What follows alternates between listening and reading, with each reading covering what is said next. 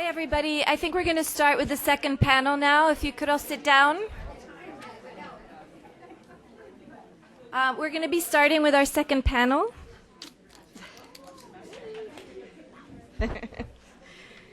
So we're going to move on to our panel, which is titled Strategies for Advocacy and Change, Building Latina Leadership. And I'll quickly introduce our guests, and hopefully in the right order this time. Our first speaker is Clarissa Martinez de Castro, the Director of Immigration and National Campaigns at NCLR. In this capacity, she oversees our organization's work on immigration and efforts to expand opportunities for Latino engagement in civic life and public policy debates. Our second speaker is Lidia Guzman, who is the president of Somos America, a coalition of over 40 organizations that provide services and advocacy for Hispanic communities. And what I particularly like is that she's been instrumental in gathering data on the Maricopa County Sheriff's abuse of authority. That would be Joe Arpaio. And our third speaker is Dr. Mary Odom, who's an associate professor at Emory University with a joint appointment in the Departments of History and Women's Studies. Her areas of specialization are U.S. history, women, gender and family, and immigration and ethnicity. And she has co-edited a book entitled Latino, Immigration, and the Transformation of the U.S. South. So welcome. Great. Thanks so much. I think everybody's doing a great job hanging in there. You're the diehards. I have a feeling that a lot of the stuff that I was prepared to say, you already have heard, gauging from the previous panel. So I hope that you bear with me so we can get through this and we can get to the actual questions, which are probably going to be more interesting in that part of the conversation. At least as far as my presentation is concerned. I'm very interested in hearing my co-panelist. But I think that the main thing is that normally generally speaking, when people think about immigration, and particularly Latino immigration, they think about a single male making his way to El Norte. And I think particularly when we look at the tone and the nature of the immigration debate right now, it pretty much also, the toxic nature of it, focuses on the menacing images of men and exploits those kinds of images. But the reality is that over the last decade, the migrant stream has changed, at least over the last decade. You know, by the mid-2000s or so, if you look at the overall immigrant population, around 49% of it was female. And of those, 53% among immigrant women were Latino. Within the Latino population, of those who are immigrant, 47% are women. And it's important to note that because although there's a lot of similarities on what makes people migrate, there are also some much stronger reasons why women migrate. And for Latinas in particularly, the top two reasons have to do with family. To either join family in the U.S. or to make a better life for their children. And obviously to get a job is also in there. I'm not saying that that's not important.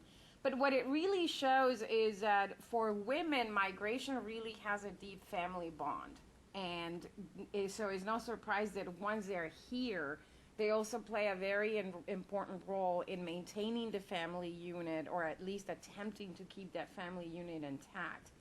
And I think the other misconception is what is the nature of immigrant families in the U.S. and where it comes to Latinos. And you're going to hear me say some of these numbers. Some of them are from the census.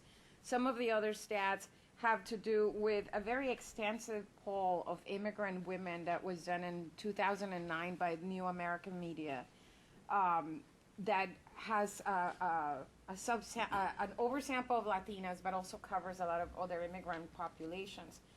So the interesting thing here is that those things are changing, but the country itself is not necessarily caught up with that change. And what it means, right, in terms of policies, in terms of programs, in terms of communities. But I should say that on the bad news side, even though us as a country may not be fully aware of those changes or acting accordingly, extremist groups are picking up on that. And so, again, on the bad news sides, we are seeing that there's now a lot of measures, anti-immigrant measures, that overtly or not overtly really are targeting women.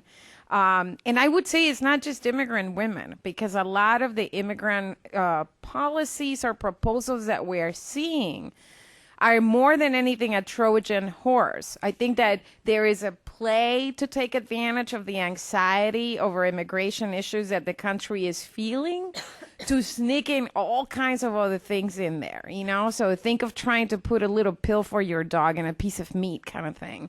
That's kind of how the immigration issue is playing right now.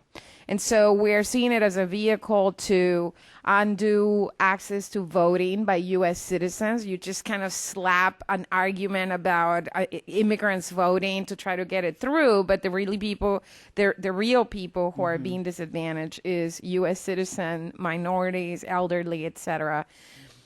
When you look at a lot of the proposals to restrict immigrant access to the safety net, again, the veneer is to prevent undocumented immigrants from using that and the so-called fleecing of the system. The reality, as you heard from the previous panel, is that the majority of undocumented immigrants are mostly barred from all of these safety net services. But what you do end up doing is preventing the access of folks who would otherwise be eligible. And so it's a very insidious effect that these policies have, very well beyond immigrants. Now, I understand that we're here to talk about immigrant women, but I do think, particularly as somebody who works for an immigrant or for a Latino organization, that it is important to understand this, because one of the things that is so difficult for those of us who work on trying to create sound immigration policies is that our country is having a conversation about economic anxiety, demographic anxiety, and a number of things through immigration. And so when you're trying to prescribe immigration policy solutions, they do not address somebody's concern that there's a lot of people that don't look like me all of a sudden, and what does that mean to me? And so the code word or proxy for that anxiety becomes immigration, even though it might be Latinos who've been in this country since its birth. And so for the Latino community, what this means, again, going to the census numbers and the fact that Latinos both have a long history in the country since before its birth and are an essential piece of whether the country is going to continue to prosper in the future, is that a lot of the policies we're seeing right now, at best, people don't really have a full read on how they impact these many layers, as people alluded in the previous panel. But at worst, they really are an attempt to try to slow down the full integration and coming of age, if you would, of this community as part of the American community. So I just wanted to note that. But so where this then intersects with immigrant women is that, are you going to give me my time? Okay, 3 minutes. Wow. Okay. Where the bad news is obviously, and I think you probably heard some of this stuff, so I'm going to go through this really fast. As Jen mentioned, the Obama administration is deporting more people than the previous administration, over 1,000 people a day and growing. And even though I acknowledge that they are making progress in trying to ensure that the folks that are being deported are criminals, like real criminals, the reality is that almost half of these folks are not. Yes, they are in the country illegally, but they don't have a criminal record. And so what this translates at the community level is a big amount of devastation in terms of families, whether the Latina immigrant is a homemaker who is now without a breadwinner, or whether she's getting picked up herself and now facing the Sophie's choice of whether to say that she has children who then will be picked up and put in detention with her. In addition to that, obviously, there's the big push to have law enforcement play a big role in immigration enforcement. Or the application of immigration laws, which I think you've heard has having a deep impact on domestic violence, because women now are afraid to go to the police, even if they know that the police should help them. But in the case, a lot of times they get victimized twice, because many cops do not know about the provisions in the Violence Against Women Act and how they should treat these women. So even though this is one of perhaps the only places where there is a woman-focused policy prescription, people have to fight it tooth and nail so that it gets implemented. So there's a lot of other stuff to talk about, but I think because I did have in my piece about resilience, I wanted to say that there's a lot of bad news to talk about. And as women, the majority of you who are here, just imagine the things that you go through and just like multiply that given status and other things. But on the good news side is indeed this fact that this is a very resilient population. And the other piece that it's really important about it is that Latina immigrants, as I mentioned at the beginning, play this role of maintaining the family unit. What ends up happening through the process of coming here is that they're playing a larger role economically and socially in the navigation of that family through the integration process. They play a big role in terms of decisions to become citizens, for example, for them and for their family. The number of them who were heads of household before they came to the United States, as opposed to once they're here, doubles. So they're playing a very important economic role for their families. And I think also, obviously, more part of the workforce. And there's some of the challenges is obviously come in terms of wage discrepancies. And so some of these things show that really investments in this population would have a very high return because they would impact the whole family unit. And so I think that it is hard to try to figure out how to tailor some of these things. It is clear, and we have some folks that are locally grounded, that a trust relationship needs to be there in order to have folks be able to participate in programs or other initiatives because of the fear around the immigration issue. At NCLR, there's a couple of programs that we have. Obviously, all of the issues that we do in our programs have a deep intersection with immigrant women. But there are a couple of places to mention, particularly our Promotoras de Salud program, or health promoters, is one where you actually train lay community workers to do health work. And we can talk about some of the interesting dynamics that have come up with that in the professional health field with these workers. But these women have been incredible agents of promoting health in their communities through these programs. Whether it is, they touch people, whether it is in terms of obesity prevention, Alzheimer's, nutrition are some of the programs that we have, heart health that work through our Promotoras program. And we're also in the process of implementing a program that is specifically focused on Latina immigrant women to prevent cervical cancer. And the last piece I'll just mention is we have a capacity building program that largely works with community organizations, but as part of that is trying to be very deliberate in building, as part of its Leadership Institute, a curriculum that really addresses the role of women as leaders and on the road to becoming leaders. Okay. Thank you, Clarissa. Sorry to rush you. Wow.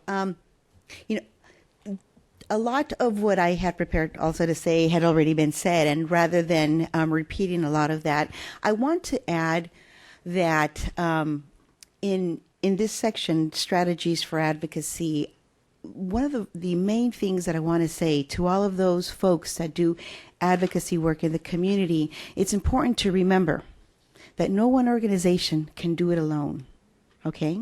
No one organization can do it alone, and it's important that we reach out to other organizations that have different capacities and different strengths to help you and build a network. And that's the beauty of coalition building, because one may have a strength somewhere, but they have a void in another area where another one can probably fill that void. So in that, I talked to a lot of groups about the importance of coalition building. And in order for me to properly say that, let me just give you some background on the organization that I chair in Arizona. Somos America is a coalition of over 40 organizations, but these organizations that service the migrant community, they service the migrant community in different capacities.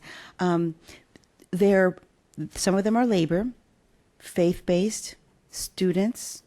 There's humanitarian groups, everything from groups that leave water in the desert to organizations that help with health and human services like domestic violence and children and aging.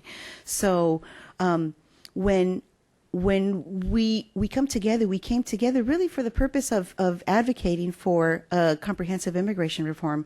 But since then, things have started happening in the community where we felt a need to redevelop the way that we work together. And one of the things that we learned, and it's been a learning experience, because with every organization and every coalition and every community that I've had a chance to talk to, it's a matter of sometimes, the challenging piece of claiming what you do, taking the credit, or, a lot of finger pointing, and that has got to stop. Now, one of the challenge that we had is, we are faced with a shortage of resources. And this shortage of resources has caused a lot of organizations to say, we're doing this work in this capacity, but, a lot of other groups are doing this work. And it's a matter of learning how to share those resources that come in with foundations. And a lot of foundations are now looking at ways to fund collaborative efforts. Okay? So foundations are out there, and they're looking at how organizations work together. So look at that when applying for funding. Now, we have a hotline. I specifically run a hotline where this hotline receives calls from different folks. A lot of them are from women, but the calls really come in from folks that are afraid to call the police. Victims of crime, witnesses to crime. There so many things have happened. But one of the things that we started noticing with this hotline is that the numbers of the calls that came in are usually from women who need assistance in some way or another. But all of the folks that called us, it's because, they have the hotline saved on their speed dial. Okay? So it's amazing. This is the same type of hotline that also disseminates information through the text tree. Okay, this is the text tree that we talked about. Mm-hmm. Whenever there's a raid that's taking place in the community, it's amazing the way that these coalitions come together. Okay, now the text tree works in different capacities in different ways. Now, whenever for example, the sheriff is doing a raid in the community will come together. How can we help? So reaching out to the folks that can rapidly respond and building a rapid response team for the different situations of the community is so important. In the areas of the community raids, worksite raids, as well as other types of emergencies, the community will respond. It's important to have in your networks lawyers, doctors, social workers, faith-based, because now, in the area of servicing and helping the families, we found different areas where we see that there's been voids. Children are left behind. Now, I'm going to address real quickly, the worksite raids, and then I'm going to compare them also to the I-9 audits. Okay, in the worksite raids, a lot of times, because more and more women are working, women are being picked up in our county, the sheriff is very popular for doing worksite raids, and they will go in and raid a work location, very much so like the raids that took place at Swift or American Apparel.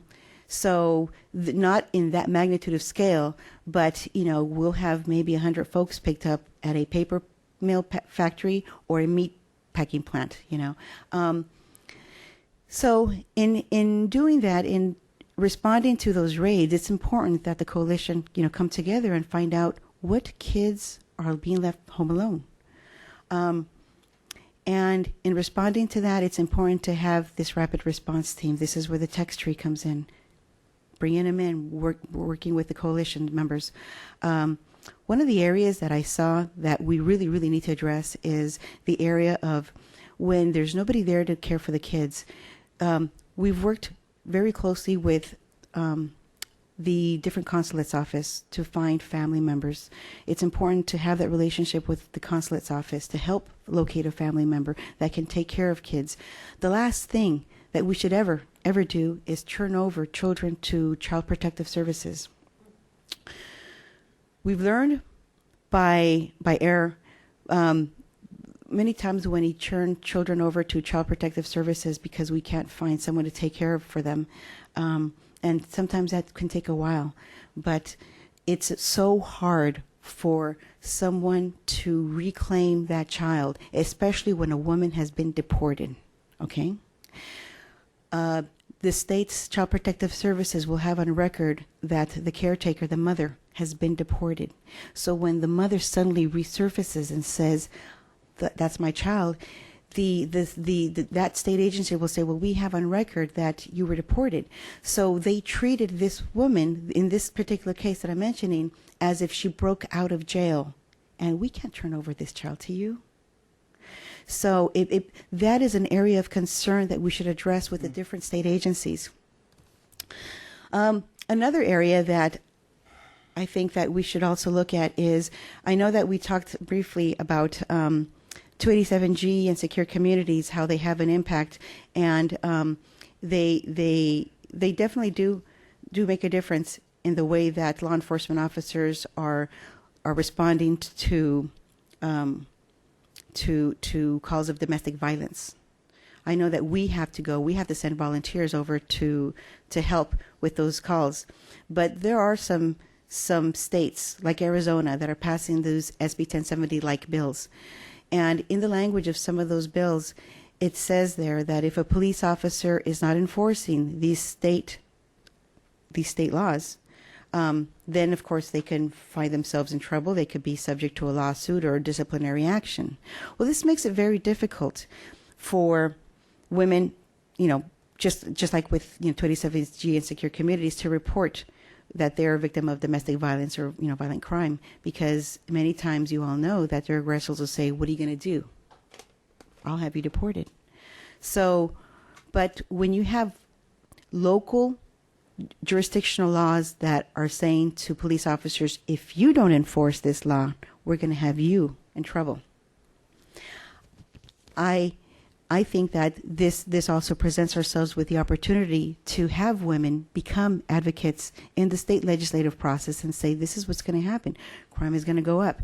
I've talked to different chiefs of police, and different chiefs of police agree that they should not be in the business of immigration enforcement.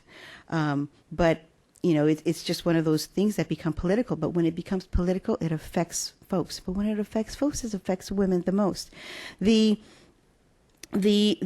one area that I wanted to mention on the I-9 audit. On the I-9 audits, there are more and more audits that are taking place in different communities across the country, different businesses. I know that in Arizona alone, we have about 100 companies right now that are currently going through I-9 audits. And they're not rounding folks up to get them arrested and being deported. But what's happening when a woman is being, when a lady's being let go, she was a primary caregiver, she was a primary breadwinner. Now, they don't have an income. And in places like Arizona, where you have programs mandatory E-Verify, they can't find another job where they've been working there for years and years because of E-Verify. Now they have to find some other means. It's important that we offer ourselves and be present to with the employers, and ask for permission to be allowed to speak with the folks that are being let go, to offer them services that can help them apply for programs that maybe their children might be eligible for medical care, for food assistance, and even for references for food banks or other organizations that can help them. But it's one of those things where we're going to have to find a different way of doing advocacy in the community, because unfortunately, when it comes to the immigration enforcement, the folks that are affected, not double but triple the amount, are women. There's a couple of things that I wanted to mention, and I thought I was going to be short, but I'm going to go ahead and leave it at that. And I look for the opportunity to answering questions and perhaps diving into more areas here. Thank you. Thank you, Lydia. Hi, I want to thank the Wilson Center for hosting this event, and also to echo what people have said about the report. I think it's a really valuable document that I will be using and I will be sharing with colleagues, both I think for the breadth of its coverage and also for the depth of its coverage. So thanks very much to the authors of that report.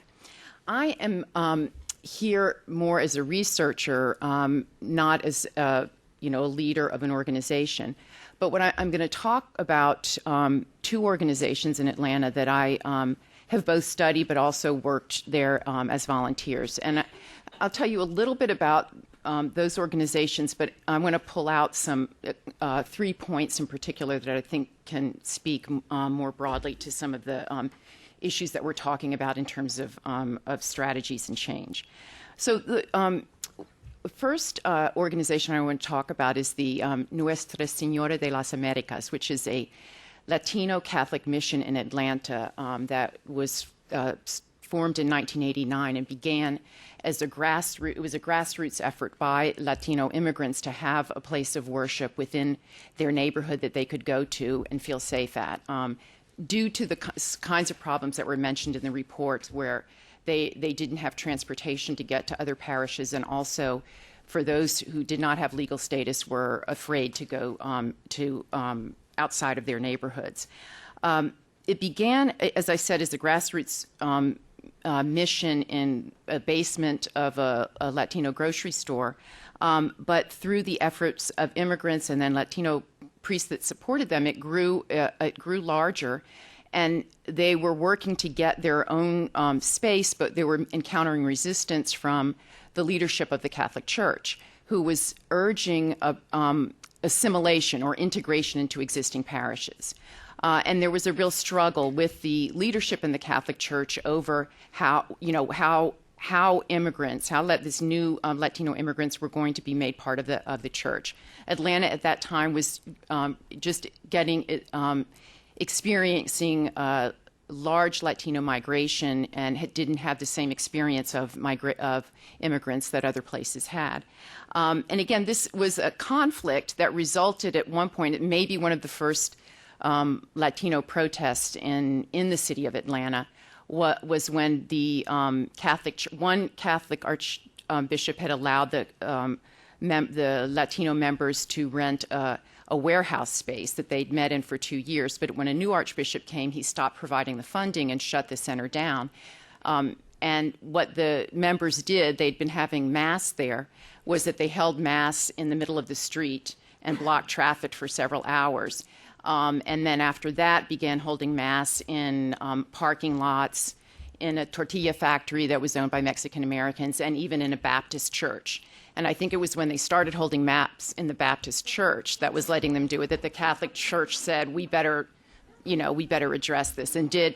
And eventually, through struggle, and I think through, again, I want to emphasize this grassroots efforts on the part of immigrants and saying, this is what we need, the Catholic Church did eventually respond. First, there was a warehouse building where the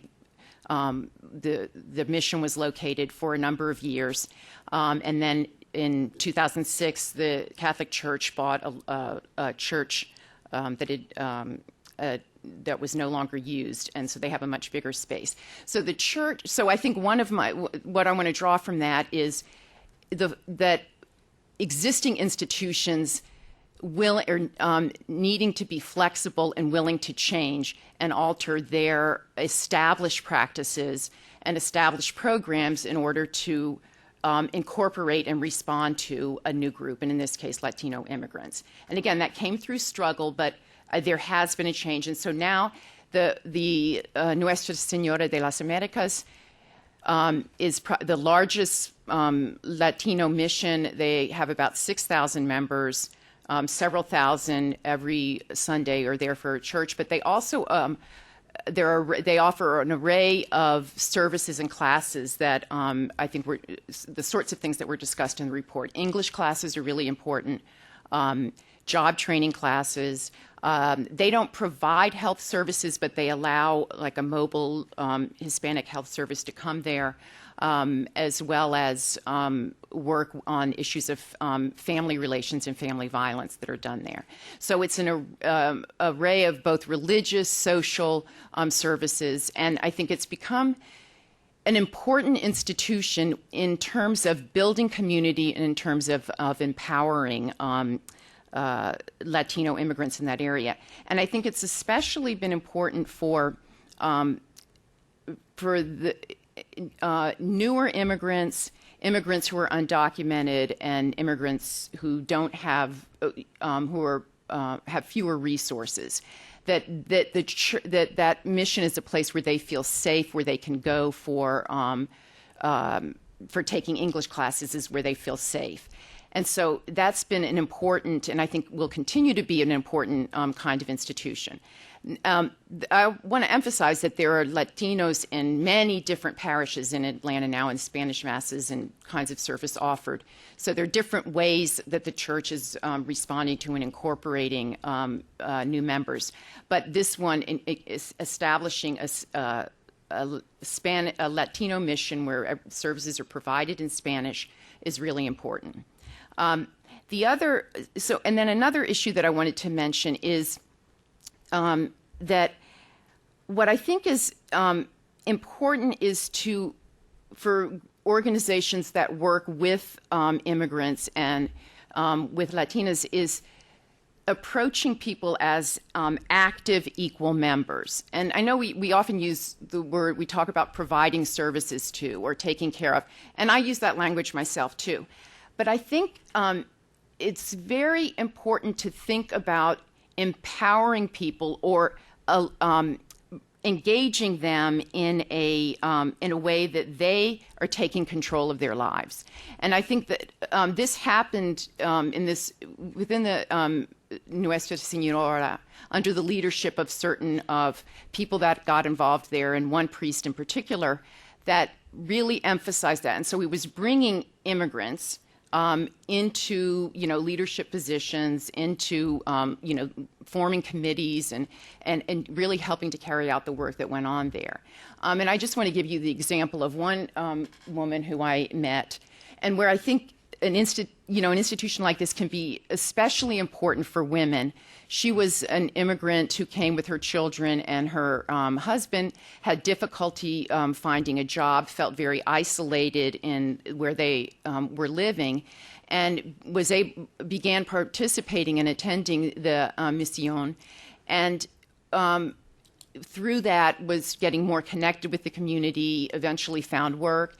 And while she had experienced some very hard times during her first years here, even when her family had to, didn't have enough to eat and had to rely on the institution for food, she became, when I met her, was actually an active lay leader in the mission, and was leading a women's group and helping other women who were new in the area and who had gone through experiences that she had gone through. She was driving at that time, so she was able to actually pick them up. But through, I think, that kind of involvement and encouraging that sort of leadership and allowing that leadership is really important.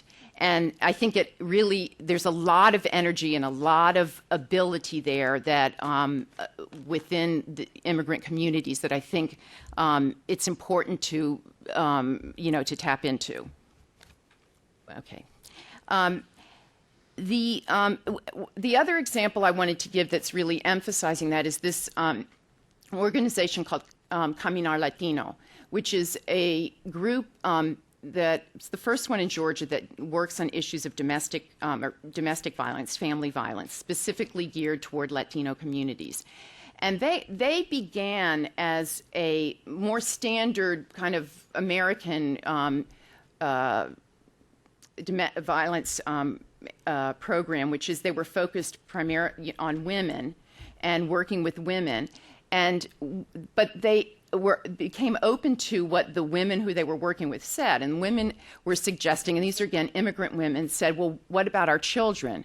We think we should have programs for our children, not just daycare. I mean, daycare was important when they would come to the programs there, but we think they should be getting programming about how to deal with questions of violence.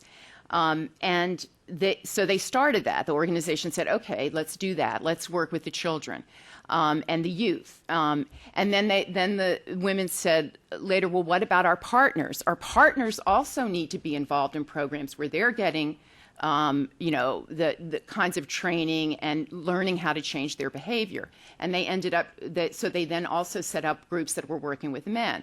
So they really changed the way they were addressing that program, the problem of domestic violence. Again, listening to the women that they were working with and getting them involved in creating the programs. And one of the latest things that's been happening with the youth is they're actually now doing research. They've started doing research on one of the first projects I think they did was looking at impacts on children. And they've now begun going around and talking to different organizations like the juvenile courts. And they may go and talk to schools. So they've actually, again, through their activity, they're becoming leaders and have been empowered in a certain way. So that's, I think, another example in the importance of that. And then the final point that I had wanted to make, and I think I can be fairly short on this because it's been repeated, was the importance of we talked, the report focused on religious institutions and nonprofits primarily. And I think, as Cynthia said, that these organizations were stepping up where the city government did not. But what I want to say is that, and that's important, and I'm very much behind that, but I also think we can't let the city and local and state governments off the hook. That, one of the directions should also be calling for and demanding what city and local governments are supposed to provide, such as public transportation, such as education, such as health care. And again, in times of recession, this is very hard, but I don't think we should let go of that.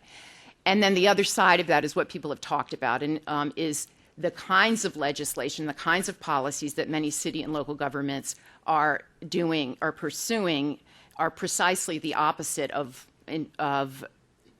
programs to incorporate and integrate Latino immigrants in the community. And as Dr. Mancini, I think, expressed so movingly and unfortunately so accurately, in the state of Georgia, it is a very, very hostile climate toward Latino immigrants at this time. And all of what he said and what other people have said about the kinds of laws and policies that are being pursued, the kind of hostility towards immigrants is very, very real. And I think that that advocacy is very important, which I think was important in Cynthia's remarks and also in the report, that's got to be addressed. And I think, as Jen said, because that affects all of these other issues, the health, the education, the transportation, all of them are affected by both the fear that's engendered by the policies and also the way that the impact that those policies are having on these communities. And I'll end by saying some of the ways that religious communities are pursuing an advocacy role, and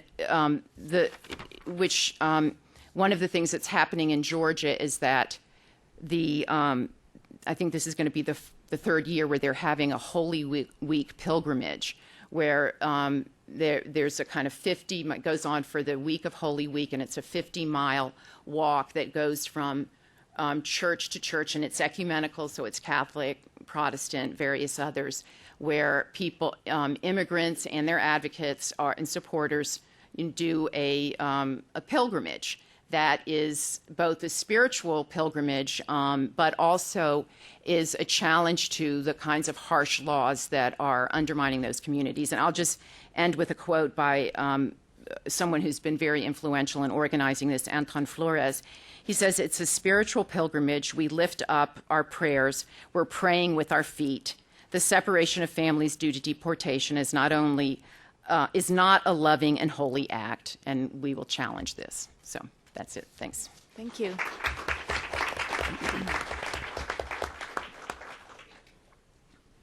Does anybody have any questions? Sonia?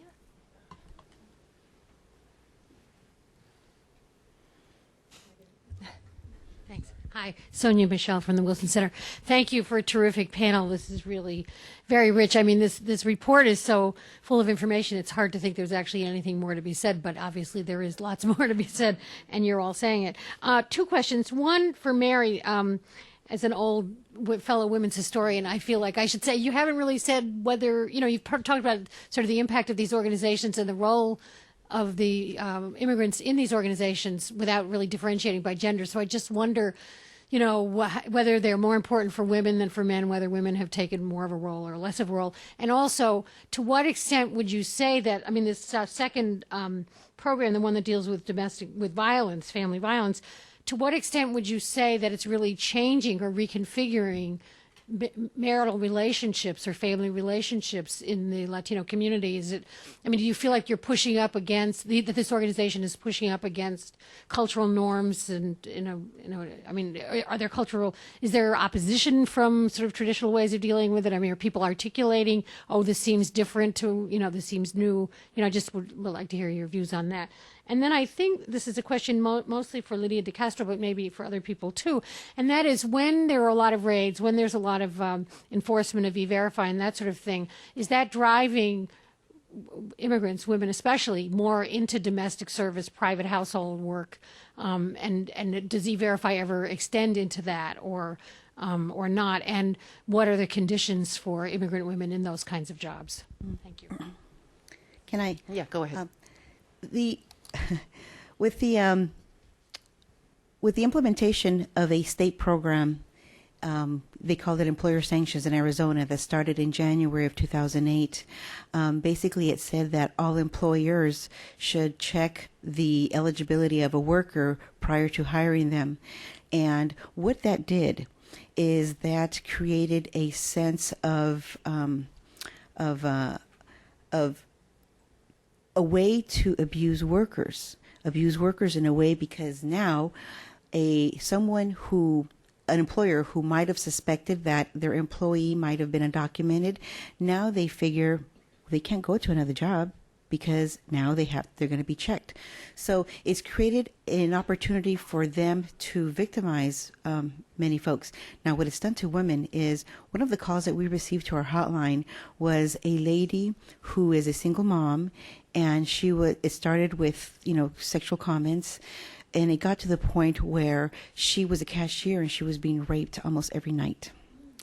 Not understanding that she had rights because her boss told her, what are you going to do? You need this job and you have no rights. So it's created that type of environment. But as far as folks working maybe in the domestic, it has, a lot of the folks that maybe went through the I-9 audits and are currently going through I-9 audits are finding different ways of coping. Could you say what those are? Yes. Oh, okay, yeah. Sure. An I-9 audit is something that we're terming as a silent raid. Okay. Now, an I-9 audit is when Department of Homeland Security will send a letter to an employer and say, we're going to check all of your workers. Don't tell your workers, But, and don't let them go. Also, we're going to be checking the names that match with the social, that match with the date of birth, to see who's not eligible. And then at the end of this audit, they send a list to the employer saying, we have found that this many people are not eligible to work. Now, when that happens is they have to let them go. Now, this is something different than what it was maybe a couple of years ago, where through an audit or through, maybe some tips over in DHS, they would go in there and they would raid the place like they did in Swift or American Apparel. And the carnage, and I use the term, carnage, because it was just like a battlefield. The carnage there was horrible, where you had women or children crying outside of the gates of places of work, where you had, people screaming, people, children watching their parents being handcuffed and taken away and loaded into vans. Well, that is not happening in these I-9 audits. They're letting them go and saying, with a set of instructions, they're saying, if you believe that you should not be on this list, here's a phone number so that we can help you correct this matter, right? But some folks that are just being let go are, these are the ones that are now no longer the breadwinners. Now they have to find a way to cope. Now, one of the questions that was asked earlier was, how are women coping? Well, there are some women that are taking their children and going out and collecting aluminum cans, okay, to cope, to try to find a way to make ends meet, because maybe some of the services or programs that their children are eligible for are not enough to help pay bills. So they're doing that, maybe, and then, they are going into the areas of finding work at homes, and some of them are even getting creative and starting to build like a little business, because there's nothing that will prevent them from being business owners, right? Or, starting a little business. But, that there are so many challenges for a lot of folks, and are they coping? Some, yes. Others, barely. You had asked about particularly about women in the institutions. I think in the case of the Misión Católica, I do think that, especially for immigrants, more recent arrivals, that women feel often more isolated because they may not be working, and they may not be in public as much as husbands. Their English is probably not as strong, and so there's this. I think it's common for them to feel kind of lonely and isolated, and so in that sense, the place like the Misión Católica or other churches where it's a place where they can go and they feel safe, that it is a way of connecting and becoming part of a group and forming contexts that are both helpful psychologically, but also can be ways of helping them find work or find childcare and things like that. But I would have to say that it's also very important for men. So I'm not sure that it's one more than the other. And again, particularly among for undocumented immigrants. And one of the priests that worked there said that this is a place where, that they're often viewed as potential criminals in the rest of Atlanta. And that's one place where they're actually viewed as hardworking people who are supporting their families. And that is very important in their lives to have that source of kind of self-esteem in a sense that, of importance. And also through the work that they do. I mean, there's, real engagement in work with the Misión. You asked about the Our Latino, the domestic violence programs. I can't really talk about how the impact that it might be having on families and family relations, though the woman who's been involved in this, Julia Padilla, who's a social psychologist, has written about this, and I can point you to her because I wouldn't be able to answer that responsibly. What I can say is that that they have worked on shaping programs that are dealing with violence in ways to be culturally sensitive, and being open to altering them in ways that are going to work better with Latina immigrant communities. And part of that is, again, like being open to what they're interested in doing.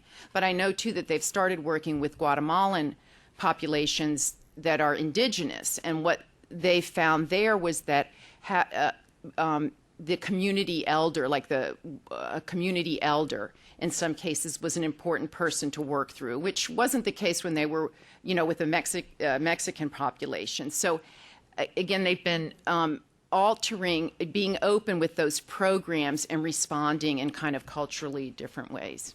So, did you want to add anything? Yeah, Cecilia Morales from the Employment and Training Reporter. I'm interested in you're talking about the strategies with the whole thing about the role of the state and local governments, even though the federal government, and since 1996, any federal aid to immigrants has been just pretty much shut off. I'm wondering, what have the nonprofits and the people out there gone to go around that to get the resources that are necessary for children, for childcare, for the various activities that were being funded through the panoply of programs that are closed? I wouldn't say go around, because I think anybody who works in the nonprofit sector can probably attest to the fact that even providing basic services to those who are deemed to be eligible, it's an ever-growing challenge. I think what has happened in a lot of places, particularly when we're talking about health services, there was very strong policy advocacy to try to make sure that community clinics did not fall under some of the requirements that would make them have to turn in their clients or refuse to serve their clients. And so in immigrant communities, therefore, a lot of times when it comes to the point where you really need medical assistance, you end up therefore going to the emergency room, or to community health clinics, where for a variety of reasons, some folks can look at it from a cost effectiveness perspective, where actually engaging the workforce of an already strained community health organization to actually act as immigration agents is going to add a whole layer that it's just not cost effective at all. You could argue that in a lot of different places. But there was a very strong push to prevent community health clinics from falling under that. I think that it's something that is constantly challenged, but that is one of those ways. I think obviously in terms, and it bears mentioning that a lot of these services, when you look at the immigrant population, is a very young population. It tends to be working age. It tends to have very high indicators where it comes to health indicators. Actually, most people say, and this has been documented for decades now, that immigrants have actually healthier habits when they get here than eventually. I can attest to that. Everybody in my family was a lot thinner when we got here. So I think, there's that. But at some point, you do need those services. With children, obviously, schooling of children is protected under the Constitution. And so some of the access that children have through the schools to either the nurse or vaccines or the community services that provide vaccines or school lunches and such thing. Other than that, I'm not sure what other kinds of services you're talking about. There's community health, food banks that obviously, imagine if a community food bank had to check immigration status. If cops can't get it right, and if ICE can't get it right, because there's countless stories documenting ICE picking up a person who gives them an identification, and they doubt the identification because the person is deemed to be immigrant because they look Latino or whatever, and they end up being put in detention until somebody from their family can produce proof of citizenship, which they happen to be. So imagine if you were asking a community food bank or other people like that to do this kind of thing.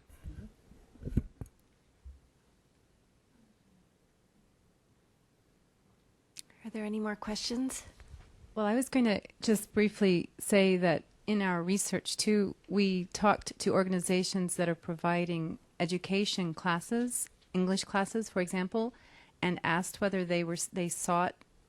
whether the organizations sought government funding, for example, through the Workforce Investment Act, and they did not, in part so they would not have to ask those taking their classes for their papers.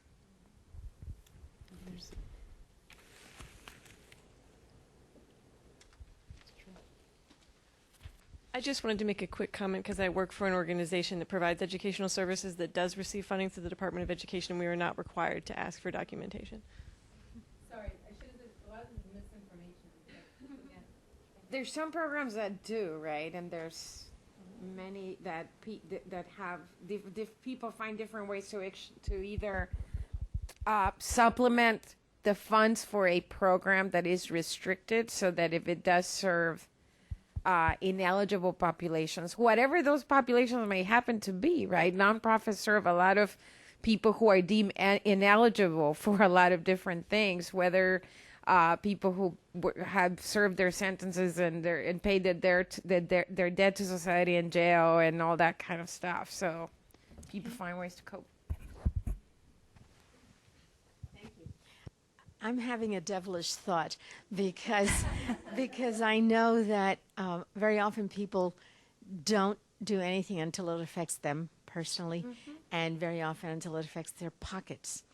And I'm wondering whether we can't find good allies now in teachers' unions and associations, because if almost 50% of the students in this country are going to be coming from Latinos, they need them. Otherwise, half of them will be out of jobs. So I'm wondering whether anybody is reaching out to the school systems to get them on the right side, but visibly and vocally, because they have a vested interest now. Let me just start by saying that in the coalition building, it's important to reach out to everyone who's a stakeholder in this. Okay, not only the teachers, but you also have you'll be surprised to see that even sometimes leaders in law enforcement will be allies. Okay, there's a saying that says, "The enemy of my enemy is my friend." Okay, now. I know that in the previous panel, it was mentioned that the last week we had 5 anti-immigration bills in Arizona die. 2 of them had to do with the 14th Amendment citizenship to children of undocumented. 1 of them had to do with hospitals that had to collect legal status of patients and then report them to immigration. And the other one had to do with schools collecting legal status not only of the children but of the parents. Okay, and even though they kept saying, we're not going to use it for anything else, we just want to know, right? And then, of course, the other one was like a smorgasbord of all kinds of, anti-immigrant stuff, all wrapped into one big package. But in this particular case, what happened is the enemy of my enemy is my friend. In this particular case, Chambers of Commerce wrote a letter, signed by 60 executives of large corporations like airlines, maybe like of national, pet chains or, household items that you probably purchased by or have ever, received the service from. And these organizations said to the legislators, now stop it. Stop it because these boycotts are hurting us. Stop it because businesses are leaving. Stop it because Arizona is becoming an unfriendly state. Now, if what doesn't resonate with your local, legislators are the visions and the stories of families being torn apart and children crying because, because of someone who was taken from their family, perhaps the bottom line will affect them most. And maybe that message from that person. I mean, I can sit there and maybe talk to a legislator and say to the legislators, look, It's hurting our economy. Businesses are leaving. But when it comes from someone like me, it might be the same message. It'll sound different than when it comes from them. Okay? So in this, you have to learn how to not only work with your allies, but allow them to be the spokesperson. Remember, I mean, I could have said it because I thought of it first, right? But no. But this is one of those things where I'm glad that they did it. We don't necessarily agree on a lot of things, but in this particular case, whether it was for a different reason, I'm glad that they stepped up. And this is where we have to learn how to work and reaching out to the unlikely allies. Yeah, in terms of advocacy strategy, I think one of the things that it's really difficult sometimes is, and particularly given how sustained the anti-immigrant and anti-Latino wave has been, that, as Lydia said, oftentimes, even if you're a Latino civil rights organization, you're not considered a credible messenger of what's happening. Mm-hmm. And so for us, it's a dual challenge. We have always worked in coalition, right? Our organization is based in D.C. If you don't do that, you don't get anywhere, right?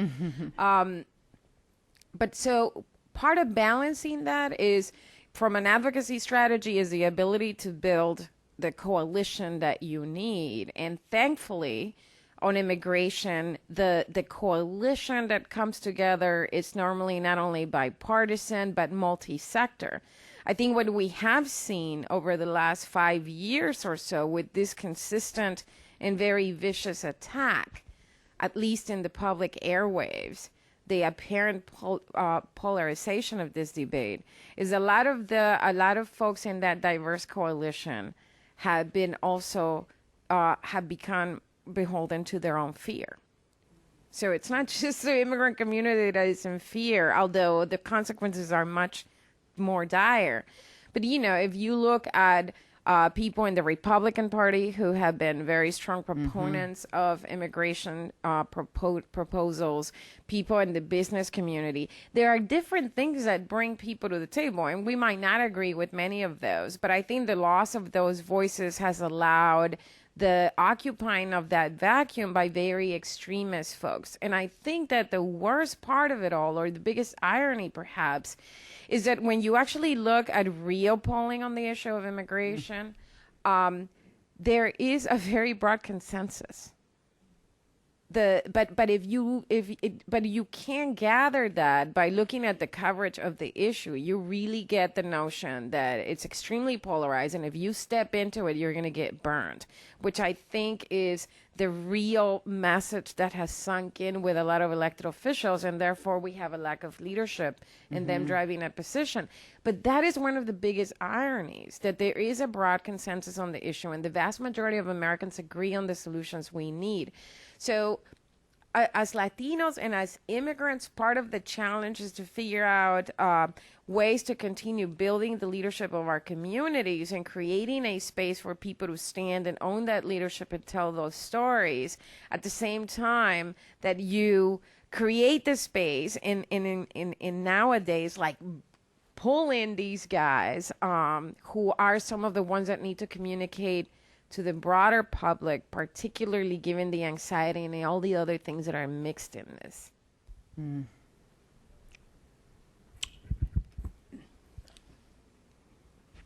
Hi, Heidi Hartman, IWPR.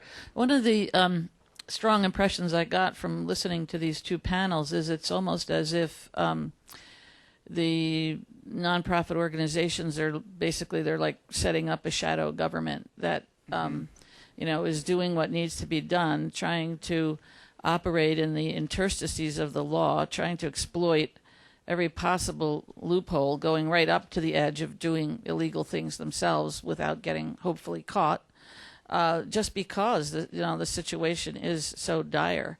So it's kind of reminding me of like the colonial period in U.S. history when the colonists were fighting against the English, having to set up correspondence committees like the text trees to get the people there to fight the occupying power, which is doing pretty bad things to the population. And of course there are these laws, and people are basically going right up to the point of civil disobedience to try to get this turned around. I mean, it's really a very graphic picture that you're not usually exposed to. And I think what it feels like. It feels like the kind of process that does inevitably, must lead to change, because this isn't really a way that people can operate very long without, sort of sundering the ties that are binding. So I think we're at a moment where, optimistically, we are going to be moving towards change one way or another. And I think what people are seeing and recognizing is that you have a moral obligation to people that you bring into the country for work. I mean, yes, they're coming in without documentation, but they wouldn't be coming if there weren't jobs. And the fact is, they are, producing necessary goods and services. And when they are harassed, these communities, businesses are then falling apart.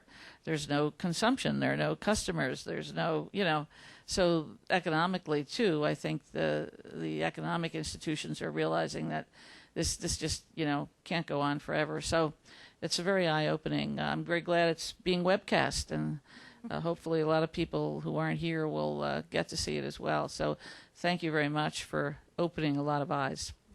When you just I think you make an important point in terms of the untenability of the situation. I think sometimes the other thing I like to remind myself about is that, for better or for worse, the United States, our country, has a very tortured history with past immigration waves. And sometimes, particularly when we are in a lot of meetings where we talk about how the Latino community, not just Latino immigrants or immigrants in general, but the Latino community is under siege, that we are actually not special. There's nothing special about us that is making us the target, except for the fact that we're the face current, of the new wave of immigration. And that the same thing happened to Germans, Irish, Italian, Japanese, Chinese, you name it. Africans, although their migration was definitely forced as opposed to many others. But obviously that, as we say in Spanish, mal de mucho consuelo de tontos, that's not going to cure the ills. But I think what it does remind me is that we're going to get through it, and that we continue to have these periods where extremism and nativism takes hold, and we get through it. And my hope, particularly because if you look at the polling and other studies, they show that these kinds of attitudes change. And our younger generations have very different attitudes towards this. And it's cohort, not age-wise. In other words, they're not going to age out of being comfortable with this. That it gives me hope that hopefully when the next wave of nativism tries to take hold, it'll either be stopped in its tracks or we'll get through it much faster than this period has been. Right. And can I add? We're going to have to wrap up in 1 second. But please go ahead. Okay. Now, I just wanted to add with this, the wave. One of the things that has been very important, and it's kind of like a reactionary thing that's been taking place in some of the states where the migrants have been under attack, like Arizona, is folks are organizing and they're registering to vote. They're becoming citizens, very much in the same way that took place in California after Prop 187 in 2004. And it took a couple of election cycles. But as a result of these latest census numbers, I think a lot of the folks from the extremist groups kind of suspected what was going to come out in the census numbers. And so this is why we're seeing right now the introduction of bills that challenge the 14th Amendment. So, I mean, they see it and they think that it's like a faucet where they can just turn off the flow, right? And, it's just one of those things where now we have to be a little bit more creative on how we're going to talk to a lot of the nativists and say, hey, we've all been there, but at the same time, I mean, it's just one of those things where, we have, as they become creative, we ourselves have to become creative. And in this, I just want to touch real quickly on the, a lot of the folks in trying to fill a lot of the leadership gaps.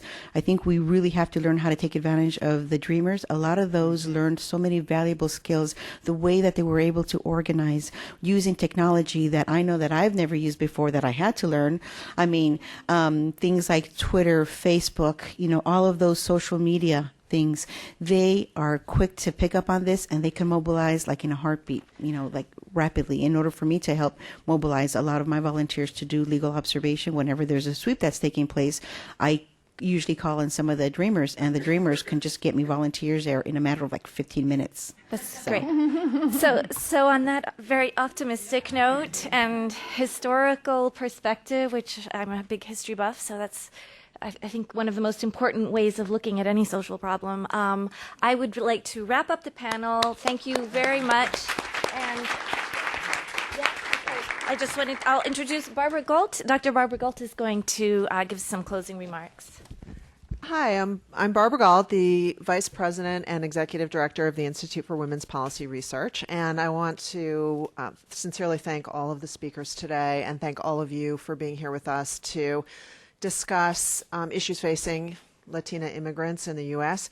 And what I'd like to do now is just summarize a few themes that came through really strongly to me, and then try to talk a bit about where do we go from here after hearing everything we've heard today, which is so powerful. On the one hand, we've seen in so many ways today the growing power of Latina immigrants, from the daughters of immigrants who are in such positions of power today, like Hilda Solis and Sarah Manzaro Diaz and Sonia Sotomayor, to inspiring immigrant advocates like Clarissa Martinez de Castro, who's here with us today, or inspiring young activists, like Lydia was just talking about, young scholars like Claudia Williams, who is an author on the report and who is from Mexico. And also just the demographic shifts. We're seeing that Latina immigrants are such a growing part of our population and growing in power for that reason. They're being more and more recognized as an important consumer base, and hopefully soon they can be recognized as an important voting base as well. We've seen the incredible resilience that Latina immigrants show in the context of the extremely difficult circumstances that they face, the important roles they play as workers, doing many of the jobs that are so crucial to our economy but are often under-recognized, like caregiving roles. We see their power as breadwinners for their families and supporters of their families. So they're bringing so much to our society. And how do we thank them? With poverty-level wages, lack of basic workplace benefits like paid sick days, or even safe ladders to climb on when they're picking the fruit that we eat. We pass policies that put women into a state of constant fear, policies that violate their human rights on a daily basis and that leave them vulnerable to violence, like sexual trafficking, domestic violence, and to a lack of any basic services. They're afraid to call the police when they're in trouble. And we treat them as if they're less than human, separating their families as though the children don't even matter. So how do we act on everything that we've heard today? I would like to suggest that we go back to the ladies of the Triangle Shirtwaist Fire and think about, are we doing justice to their memories on this 100th anniversary? And thinking about a woman, Frances Perkins, who happened to be having tea right in the neighborhood when that fire happened and saw the ladies leaping to their deaths from the factory windows. That inspired her to dedicate her life to working for workers' rights. She got on the New York City Commission for Worker Safety, and that in that capacity she met FDR. She became the first woman on a woman as a U.S. cabinet member. And she said, she was quoted as saying the Triangle Shirtwaist Fire was the beginning of the New Deal. So when we hear these stories, which often are just hard to believe, stories of women being raped at work, stories of children being left at home waiting for their mom to return and having no idea for days where she is. Let's try to be inspired like Frances Perkins was, and let's think about how do we get the DREAM Act? How do we get comprehensive immigration reform? How do we get the social services that we need and that the organizations, the churches, the nonprofits right now are providing, also in a state of fear? A few ideas about how we can move forward. One is that these stories that we hear, they need to get into the public discourse. We need more and more people need to hear these stories. When I was in our Phoenix forum and I heard Lydia Guzman talk about what's happening to women down there, I was a changed person. I couldn't think the same way about immigrant women.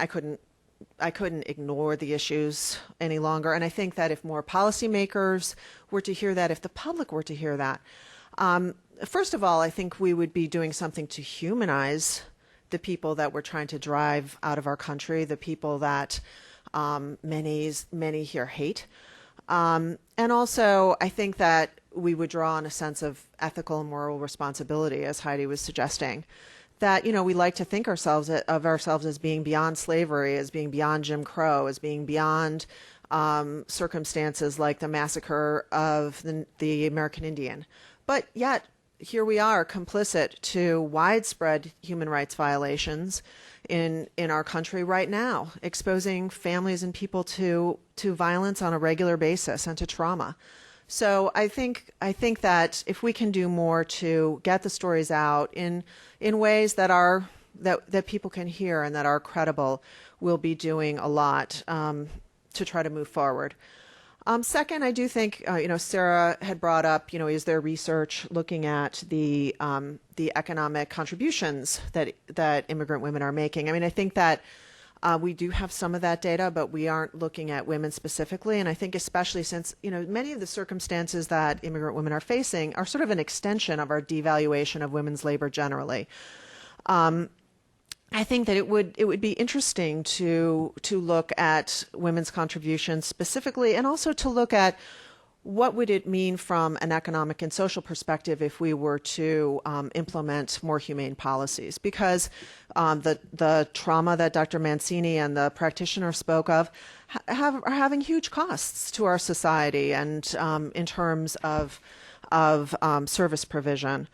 So I think we could use more information on that. And lastly, I think we need many more dialogues that do look at the immigrant experience from the perspective of gender. I mean, we heard Mary Odom talk about how that perspective can really shift the way you design a program.